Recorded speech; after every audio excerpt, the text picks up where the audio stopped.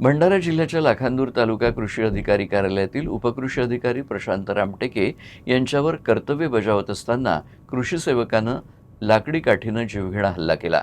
कामातील हलगर्जीपणाबाबत वरिष्ठांकडे तक्रार केल्याच्या रागातून हा हल्ला करण्यात आला। कृषी उपअधिकारी रामटेके हे मतदार यादी पुनरीक्षणाच्या कार्यक्रमासाठी गुंजेपारला जात असताना कृषी सेवक विनोद सावळे यांना त्यांना बोथले रोडवर बोलवलं।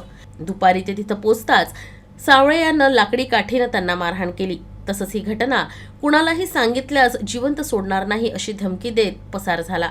विनोद सावळे हा गेल्या वर्षभरापासून मुख्यालय राहत नव्हता। शासकीय कामात हलगर्जीपणा आणि गैरहजेरीबाबत वरिष्ठांकडे त्याचा प्रस्ताव पाठवण्यात आला होता। याचाच राग मनात धरून हा हल्ला केल्याचं सांगण्यात आलंय। विनोद सावळे याच्या विरोधात मारहाण आणि जीवे मारण्याची धमकी दिल्याप्रकरणी गुन्हा दाखल करण्यात आलाय। तर कृषी अधिकाऱ्यांनी निवेदन देत कारवाईची मागणी केली आहे। त्याला बडतर्फ केलंच पाहिजे।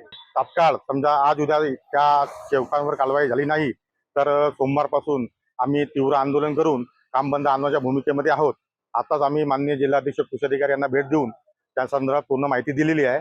परंतु समजा तात्काळ कारवाई न झाल्यास हे सर्व संघटना अधिकारी कर्मचारी सगळ्या संघटना एकत्र येऊन जिल्ह्यामध्ये काम बंद आणण्याच्या पवित्र्यामध्ये आपण घेत आहोत।